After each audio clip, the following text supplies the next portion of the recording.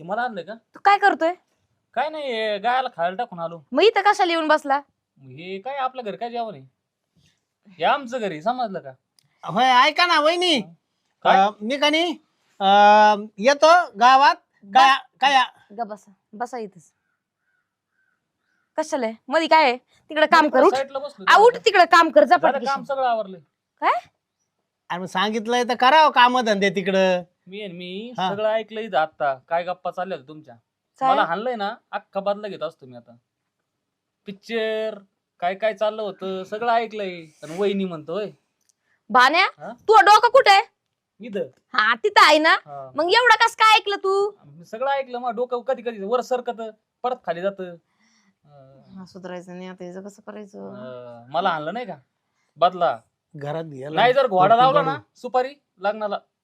तिथं भान्या, हा? तू काम बघ. तू